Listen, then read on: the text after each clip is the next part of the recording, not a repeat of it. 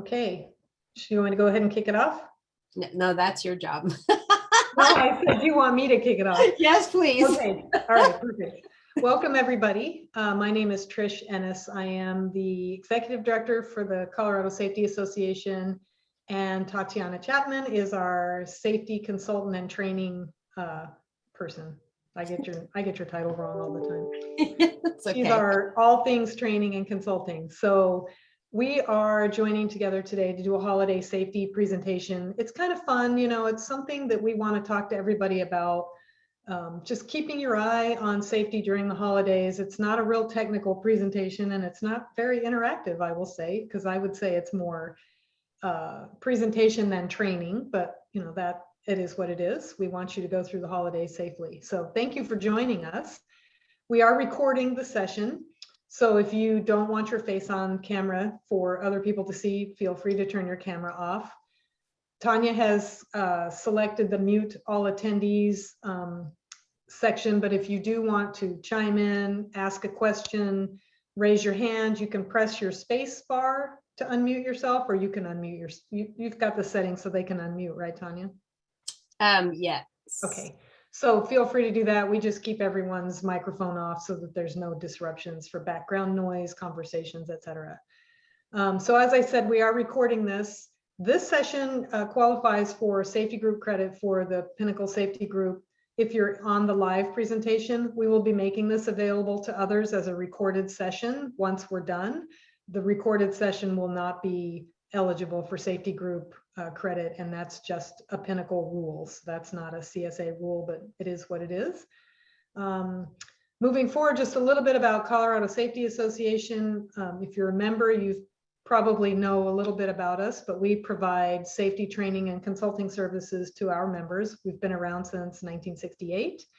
And our mission is really to create safer workplaces in our workplaces and communities. So having that in mind, we're going to go ahead and kick off our holiday safety presentation. Awesome. Thank you for that, Trish. Appreciate it. Yeah, so just a general agenda for today's training in covering holiday safety.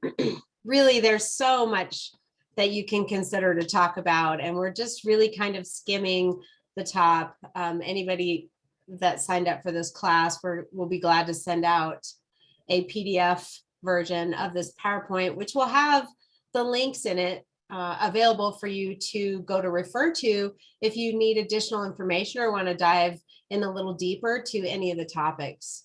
We're going to talk about traveling safely, food safety, decorating, which we all know is coming up here pretty quick if you haven't done it yet.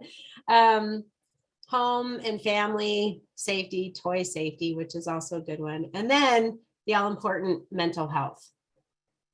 And I will just chime in on some of the resources that are out there from places like National Safety Council and who are the, is it CDC or some of those. A lot of those are one-page documents. And so you'll be able to use those if you want to use them as a toolbox meeting or a safety training with your employees as well, or just share them on your bulletin board to get people thinking. So yeah, I think it'll be great. Yeah.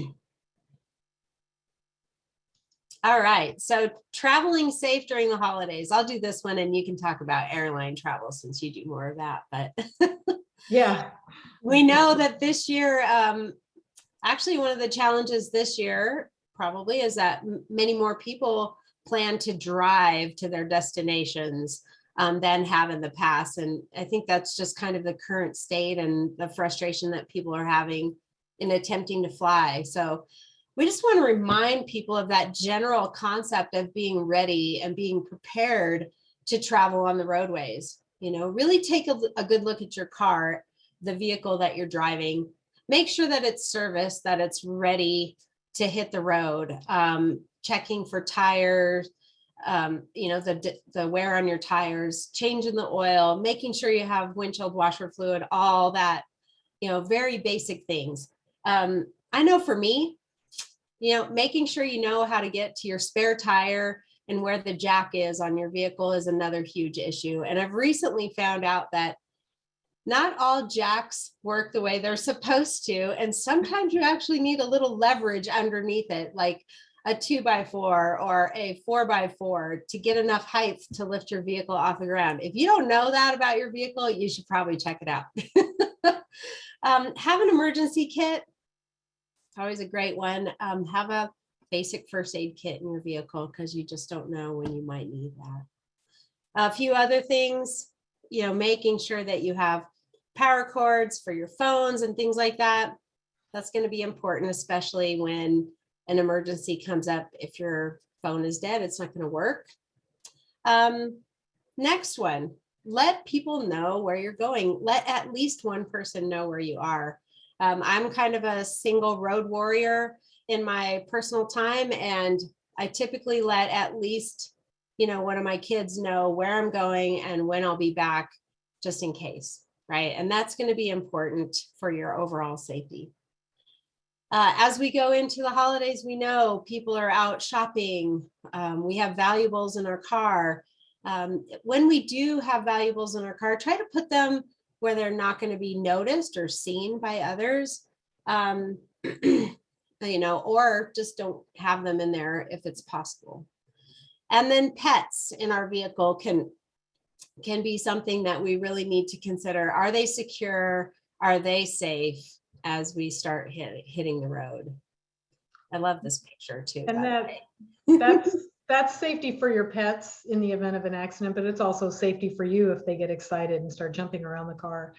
But Tanya, I would just want to touch on the emergency kit. When we start talking about having an emergency kit, that can also be having flares or reflective triangles or something. One of the things we know is that people driving at night follow the tail lights in front of them. And if you pull off the side of the road, there's a chance that another car coming down the road will follow your taillights and rear end your vehicle. So it's very important that you have safety signage or flares or triangles or something, and avoid standing behind your car, because that's where, if someone follows your taillights and you get caught between the oncoming car and the back of your car, it's a catastrophic event. And so just be careful about that.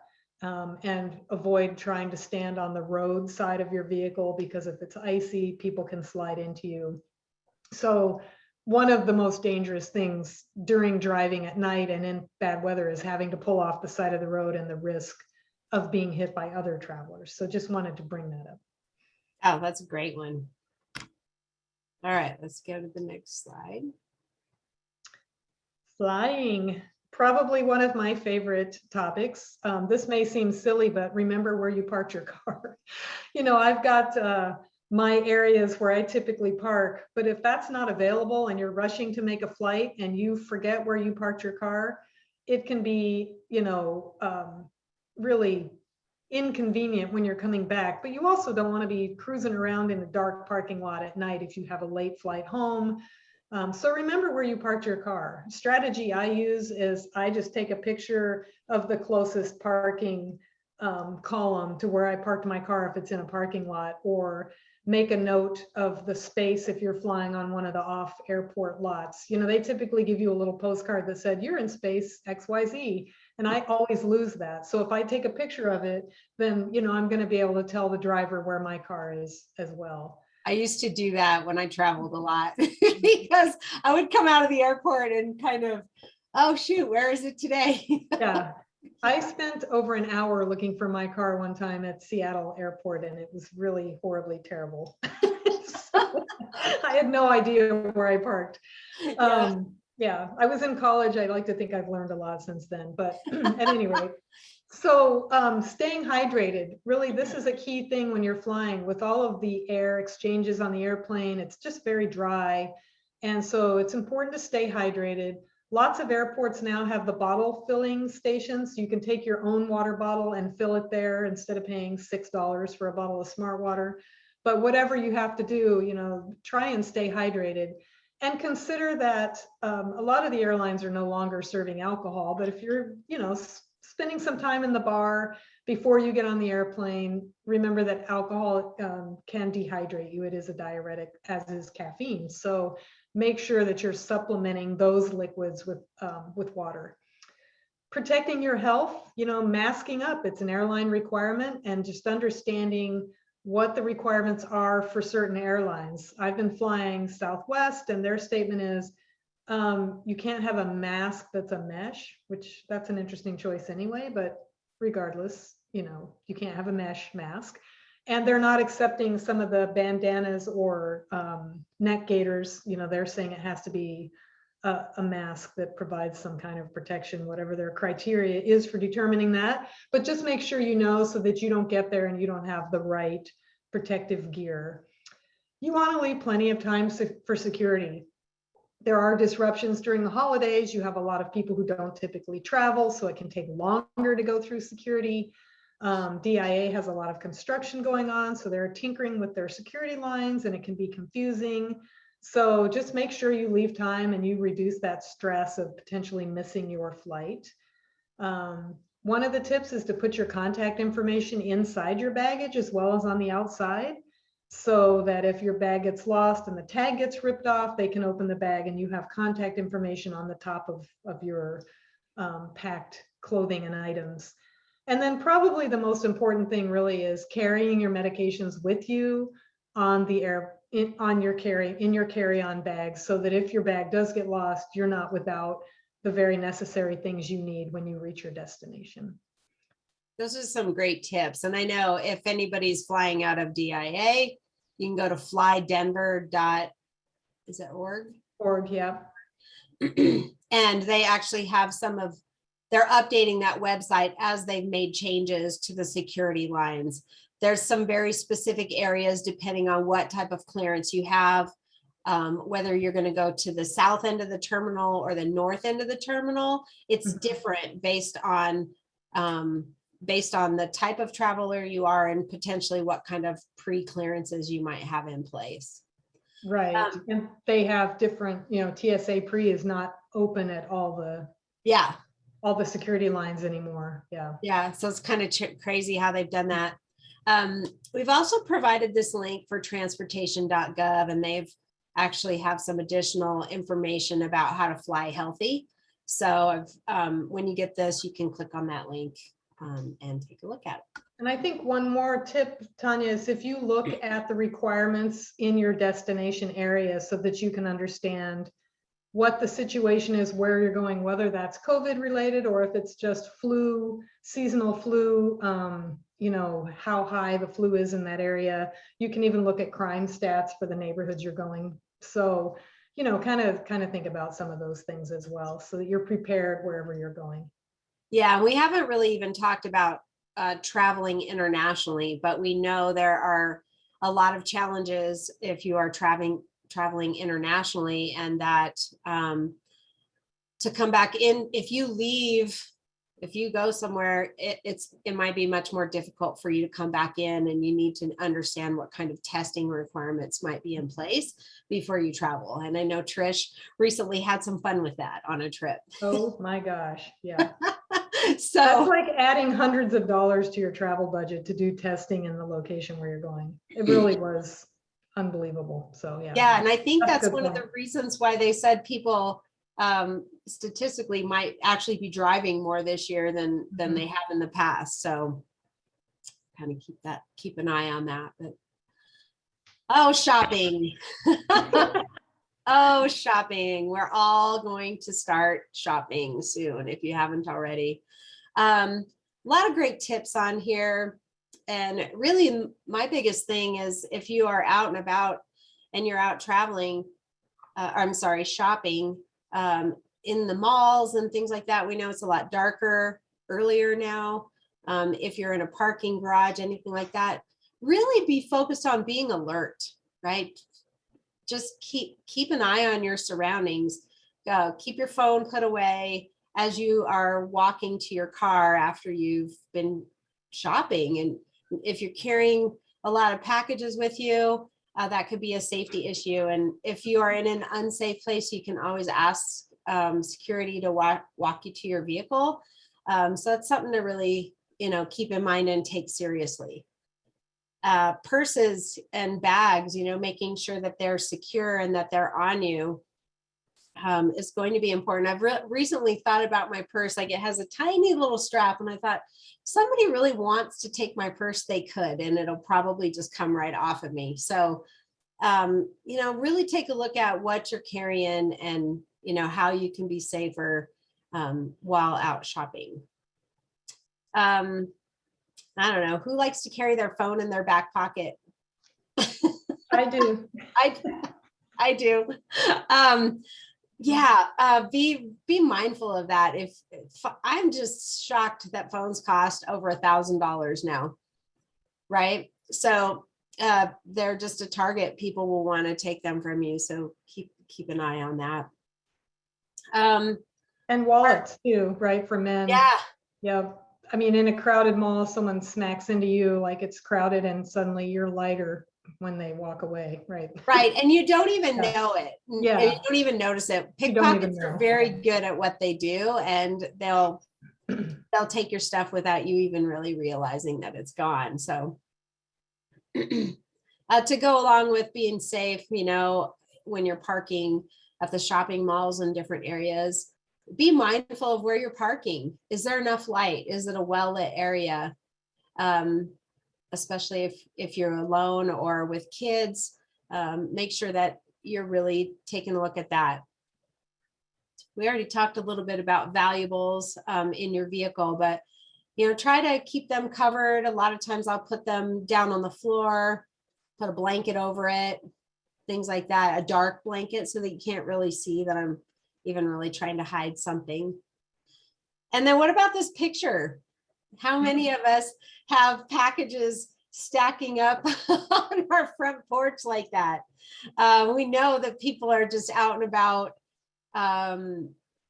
grabbing packages off front doorsteps. So, be mindful of, if you have a lot of packages coming, you might choose to be around as they're being delivered so that you can get them off your porch. Or have a neighbor. Have a neighbor come get them. We're always helping our neighbors. Yeah, and I would say, ring doorbells and things like that are nice, but all that does is show you that someone was stealing it. You're never going to find the thief unless you know them. Right. So, I mean, those can give you a false sense of security, because people know they can walk up, and if you don't know who they are, they're just going to take it with impunity and walk off anyway. But yeah. Right. Yeah. And don't advertise expensive gifts. I bought a TV, and I thought, man, when I get to my place, where I live, everybody can see me dragging this box up the stairs. So, kind of be mindful of what you're doing, when you're doing it. You just don't know the people that are out there that might take advantage of what's going on. So, well, and if you leave all those expensive boxes at the curb, they're going to be like, "Ooh, PlayStation, whatever number it is this year, and new TV and a house full of new electronics." Right. I just want to make a quick comment about purses and things when you're walking to your vehicle. Avoiding carrying too many packages so that you can't really see where you're going, and being distracted as you go to your car. I've actually seen 2 different thefts in my time out and about. One was at a Starbucks. A lady was walking in, and a thief ran by and just grabbed her purse right off her shoulder and went sprinting down the sidewalk. And the exact same thing happened at a Target in Glendale. Same thing, guy in the parking lot came through the cars, grabbed her bag and ran, and she was completely unaware. And both of those things were broad daylight. So don't be lulled into thinking that it's safe in the daytime. If you're distracted and you're not paying attention, you can be a victim. So just wanted to mention that. Sorry. Yeah, those are great tips for sure. Oh, turkey fries. Oh, turkeys. Yeah, food safety. We're going to start with the turkey fryer fire safety first. I don't know if how many people are still doing this, but I remember when they first came out, it was such a huge fad, right? Mm-hmm. Our fire fact of the day, Thanksgiving Day is when the most home fires occur. Thanksgiving Day. And that cooking fires. Yeah. Yeah. Just fires in general, home fires. Interesting. Right. So we've included a couple of facts here. There's an infographic about ensuring that we are dealing with turkey fryers safely. You want to make sure, before you fill your turkey fryer with oil, it's a good idea to put the turkey in there and fill it with water. Take the turkey out to see exactly how much oil you should actually be putting into the turkey fryer, because many times they're overfilled. And when you put the turkey in there with the hot oil, it goes everywhere. Great tips on this infographic here about, making sure that it's level, making sure that the turkey fryer is away from your home. And then remembering to not put a frozen turkey into the turkey fryer. The turkey has to be completely thawed before you put it in there. It's a turkey bomb. Right, it does. It turns into a turkey bomb. Yeah. And we actually have a great little video that we're going to watch here that gives us an idea of how these fires can occur. Also, just want to remind everybody that before you put a turkey in a turkey fryer, make sure that you take all the plastic pieces off of the turkey. Many times the legs are tied together with that plastic piece. Sometimes there's a plastic pop-up thermostat in there, right? When it's done, you want to make sure you take all those things off of the turkey before you fry it. And everything that's tucked inside the turkey. Right. And yeah, and the inside. Yeah. Very important. And if you need some cooking tips, you can go to YouTube, right? There's great things on there. So here we go.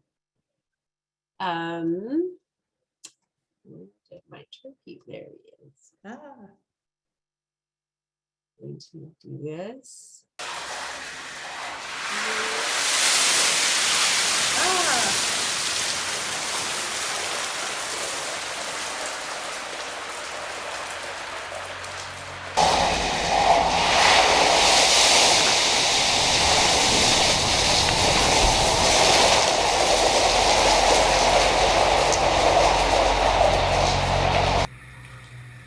That would not be a good day.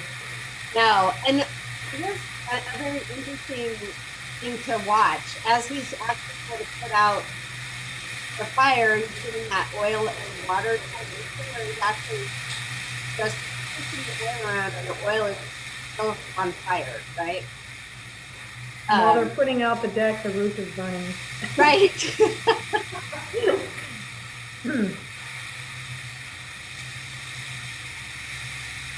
Yeah, this goes on for just a little bit, but it's obviously this is a controlled fire, and just really keeping an eye on how bad that can be. And it's like any kind of a grease fire, right, Tanya? You put water on it and it's dead. Yeah, just keep pushing it around. I also watched, let's see if I can get out of this.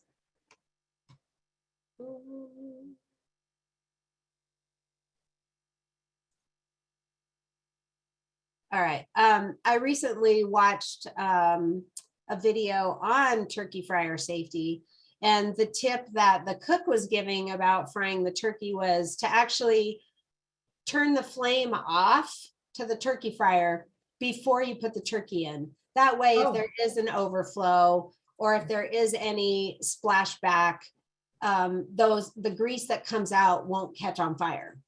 That's a good point. Yeah. Yeah, I thought that was a really great tip, that to put it in there, and then you could actually relight it after you get the turkey in there safely. So, and to make sure you don't leave it unattended. That's a big one. Yeah. My neighbor caught his fence on fire, so it was good. Oh no. I'll go ahead and let you do this one. Okay, so food safety, one of the things that we need to be aware of just in the holidays in general, and this is whether you're taking something to a potluck or going to a buffet, getting food in the mail right now, we can have delays in shipping. So if you're sending Omaha steaks to someone or getting a Blue Apron delivery or whatever it is, you want to make sure that it's arriving on time and that the food is still cold and the ice packs are still frozen when the food arrives. And so You know, really perishable food should be kept between, this says 40 and 140 degrees Fahrenheit. If it's in that range longer than 2 hours, it should be thrown out. So if it's on a hot table, for example, for 2 hours, it's probably been there for a bit of time, and you might not want to eat that food. So checking, you know, 40 degrees, this is something that's the minimum. And your refrigerator should be set to 40 degrees. And sometimes when we stuff our refrigerators full of food, if you watch the thermostat on that, it can actually, you might need to adjust your refrigerator cold setting to account for the amount of food that you have in your refrigerator. And then just knowing the cooking temperature for the various things that you're cooking and eating. You know, these are some guidelines for that, you know, ground beef at 160, duck 165. So having a food thermometer or some way to test the doneness of the food that you're eating can be a good idea as well. Right. Anything to add to that, Tanya? No, I think that those are some really key points. But, you know, we want to think about as we're preparing these meals and we put all the food out, you know, we like to chit chat and we like to talk and we like to leave the food out so that people can get seconds, or as, you know, if you have any kind of an open house and people are coming in at different times, you know, we don't want anybody to come to our house, have a great meal, and then get sick because we left the food out too long. So kind of have a plan in place as to how you're going to take care of that and make sure, you know, that we don't leave the food out too long. There's also a link down here for other food safety information where this infographic came from. So. Right. It's a whole infographic on traveling with food and various things. And that's one of the examples of something that you can use for like a safety meeting or just information for your employees. Okay. All right. Take this one? Yeah, sure. Okay. Holiday decorating. So Falls from Heights, you know, this is one where you're putting that fake Santa up on your chimney, or you're hanging lights from the gutter and you're doing it from the roof.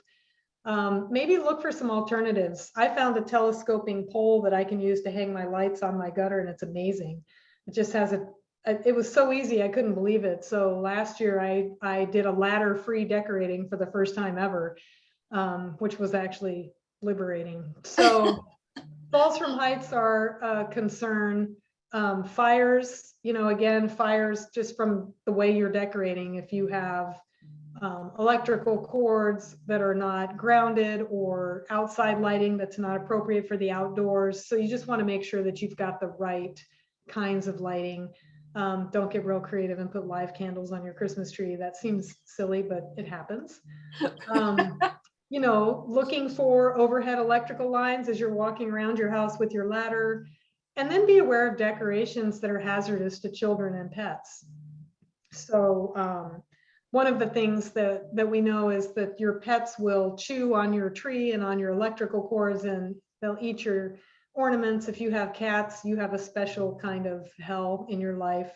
And don't get me wrong, because I have 2 cats and I love them dearly, but I actually have to secure my tree to the wall or they will tip it over. Like this cat, for example. So they like to climb into the tree. So you want to make sure that they're not going to knock fragile ornaments onto the floor that small children can get, right? So just be aware of all of that.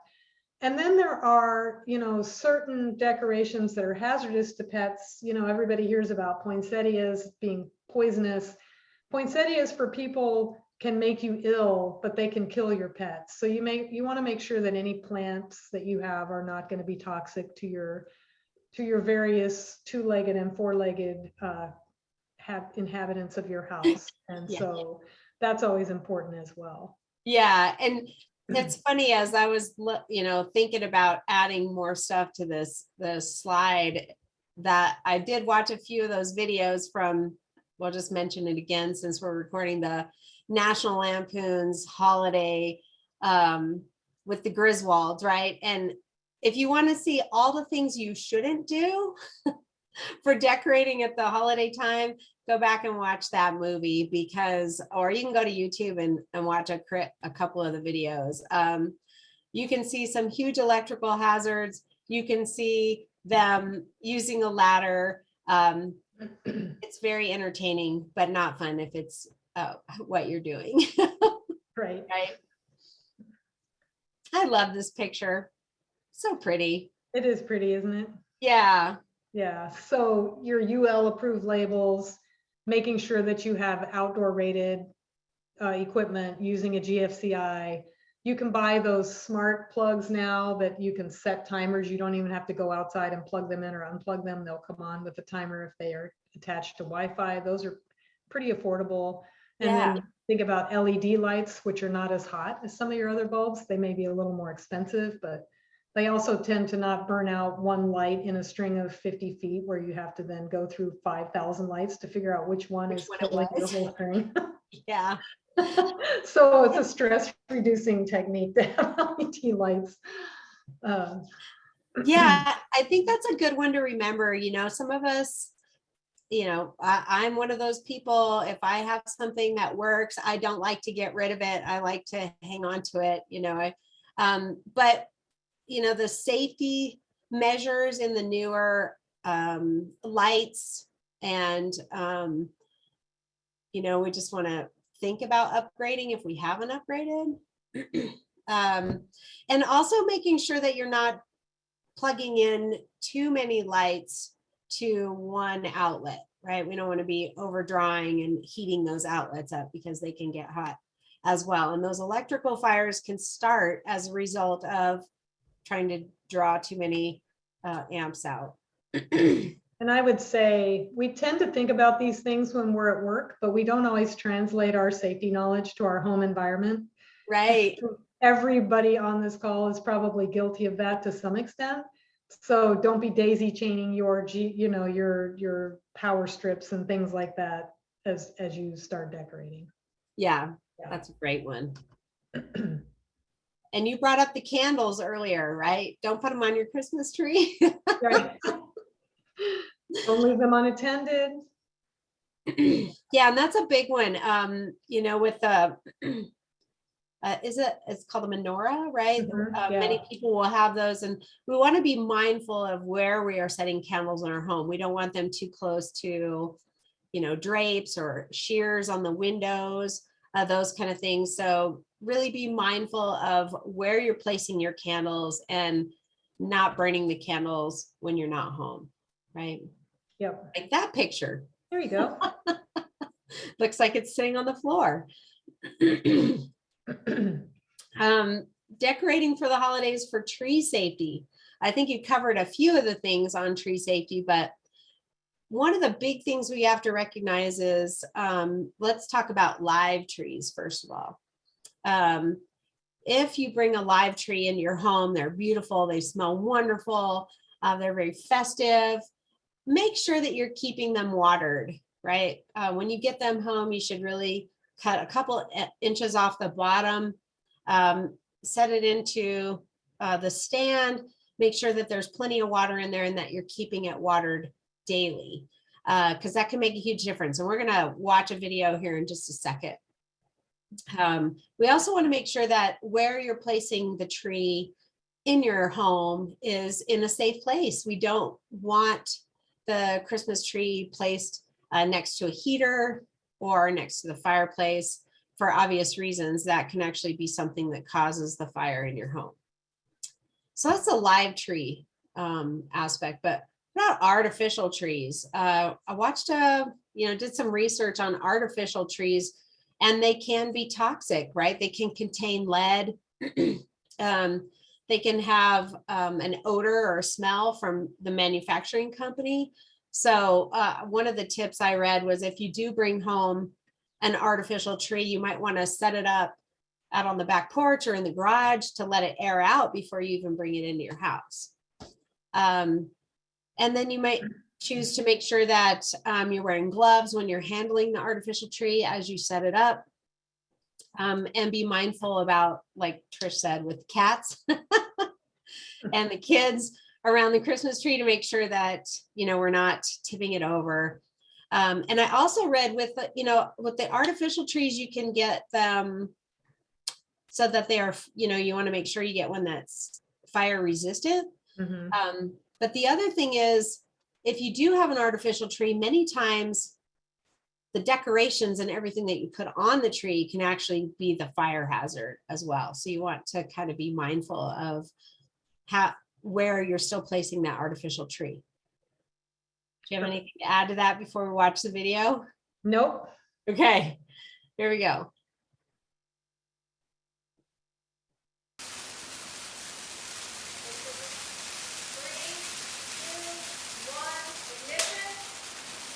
Ignition. Now remember, there's an electric spark can be enough to start your Christmas tree on fire.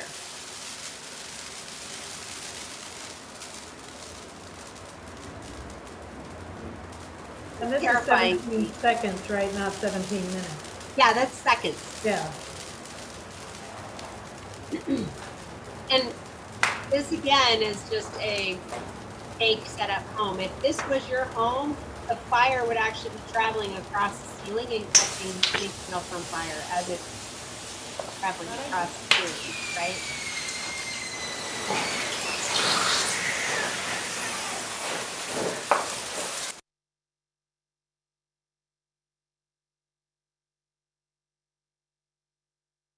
Wow. Some big numbers. Ignition.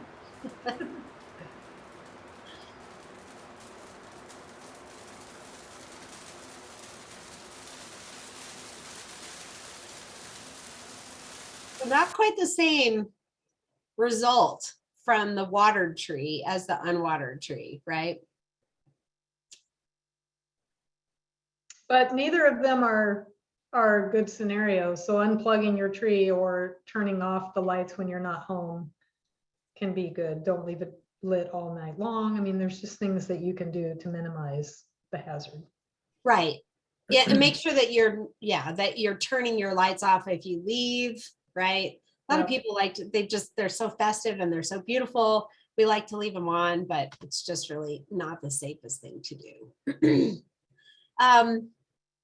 And I added this slide, Trish, because I really thought, it's a good time to make sure that we really do consider whether or not we're prepared for the emergency. Again, when we're at work, we're kind of in that required state. We've got to comply with all the OSHA requirements.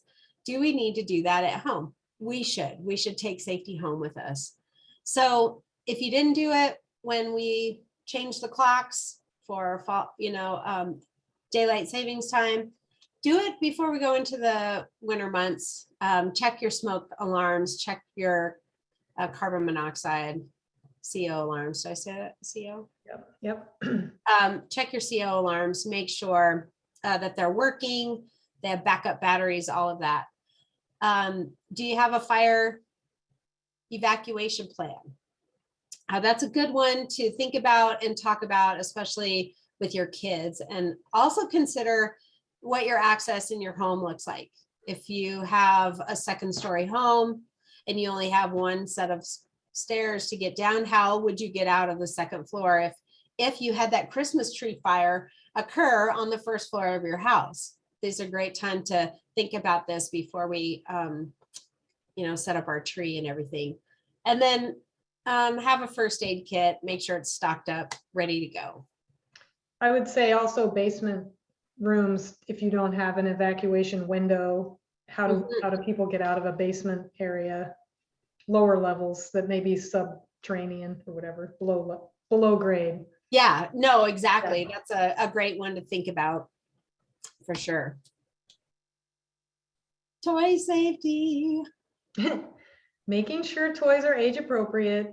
I have the interesting situation now with my grandchildren as a 3-year-old who likes small toys and a just turned 1-year-old, and I'm always taking stuff out of her mouth when I go to their house. I'm like, really? And so, making sure that you've got a way to understand toys that are appropriate and not appropriate, when choking hazards can occur, safety gear for the new bike or scooter.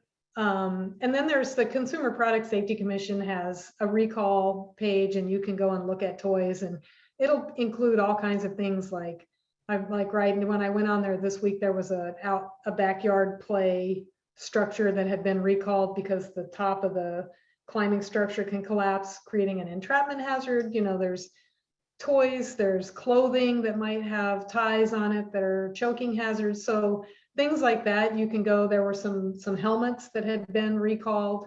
So take a look at that. I would say, track some of that stuff, sign up for alerts, and that way if you get some of that equipment or toys, then you can take care of it. Yeah, for sure. And I do, I like that tip about the safety gear, because a lot of times we think, oh, I'm going to get them a scooter, or I'm going to get them rollerblades, or whatever. We want to think about, do they have wrist guards? Do they have a helmet? Do they have knee guards? All the things that go with it, so that when they do open that new present, they're able to have fun with it immediately, right? Yeah.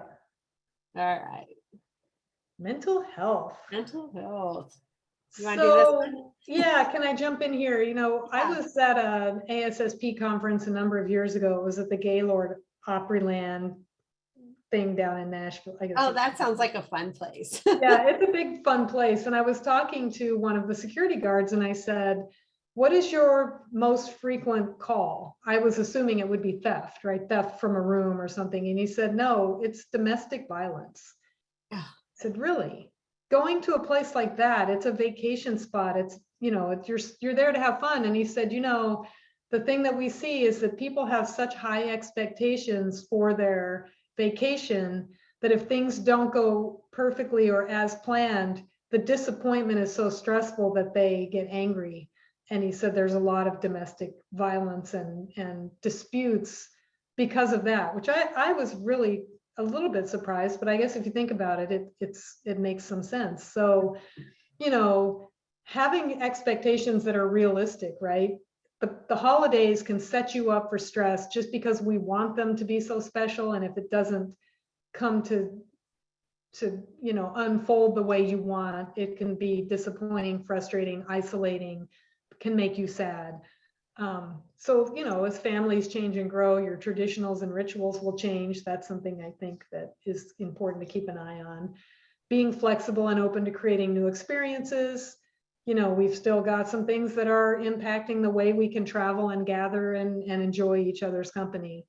Don't overextend your budget if you can avoid it. Plan ahead for shopping. Learn to say no and make time for yourself, and just be aware of all the things that can set you up for disappointment, isolation, and stress during the holidays, because it's marketed as this happy holiday, and the marketing is so prevalent about you need to do this to make your family happy, right? Have the car in the driveway with a huge bow on it. Who can buy your spouse a car for Christmas? Whatever. Sure, if I can find somebody that would do that for me, that'd be great. But let me just say, that's not going to make you happy, Tanya. Right.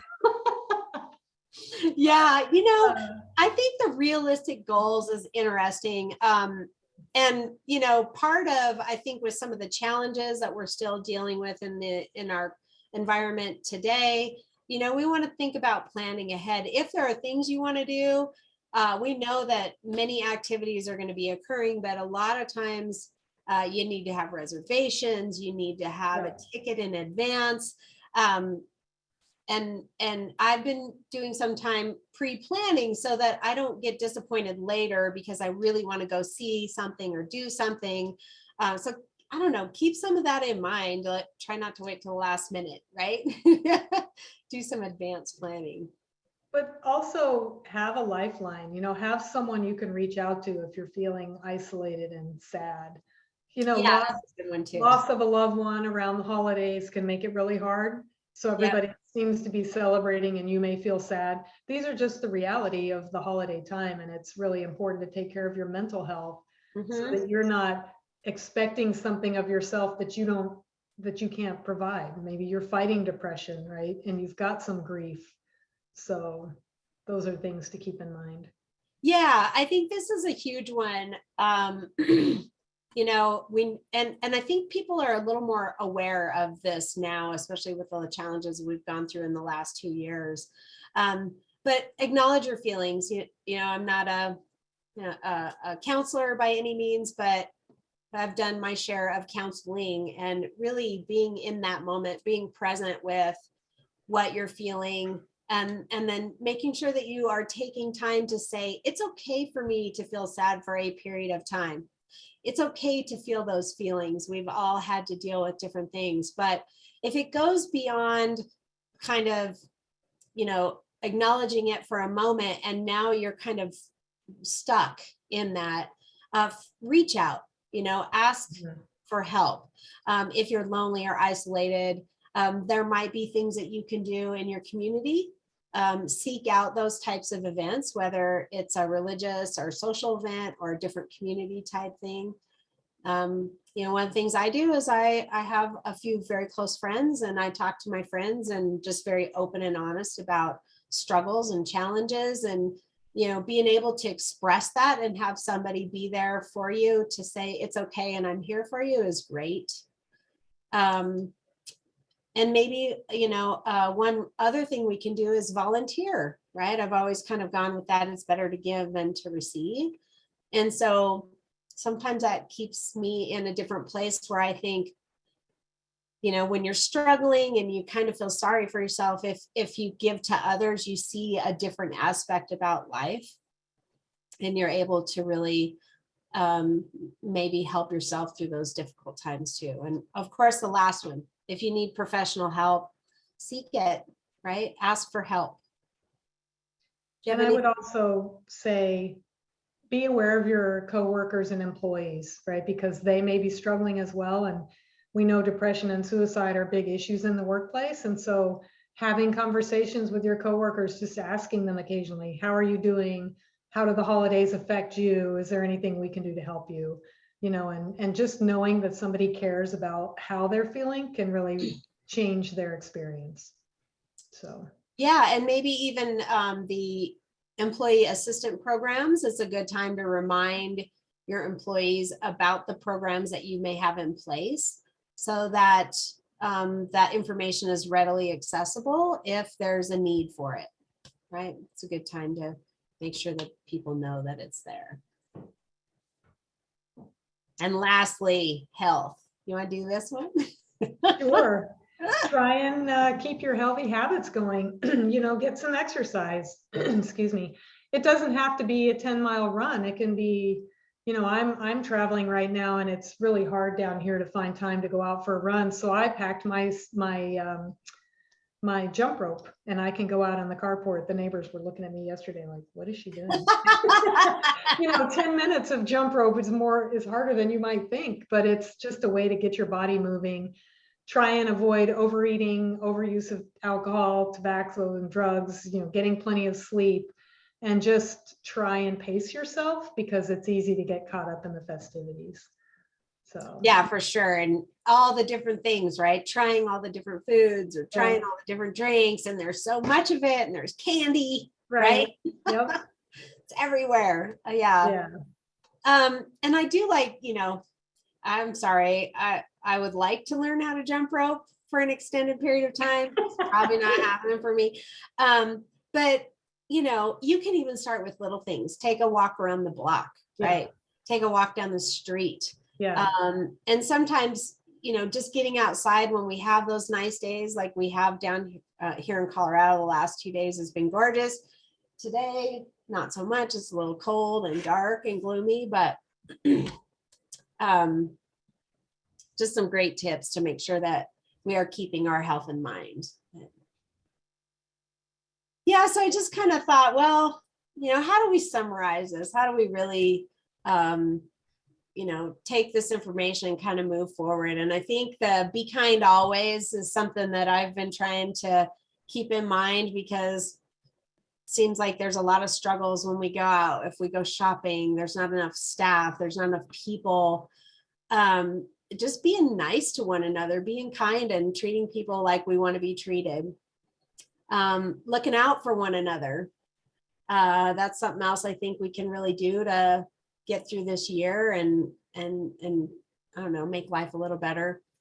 Try to think ahead, think ahead about safety and what that means to you, in all aspects that we, covered today, whether it's traveling, whether it's decorating, whether it's eating, think ahead with safety. And then remember, the stress of the holidays is temporary, right? If you can remember that one thing, all situations are kind of temporary. We can get through this and the holiday season and, start hopefully a better 2022. Yeah. Yeah. Do you Great. have anything to add on that one? No, I appreciate it, Tanya. I think those are all good tips. Yeah, well, thank you everybody for attending our holiday safety presentation today. We'll be sending this PowerPoint out so that you'll have access to all the resources that we put together.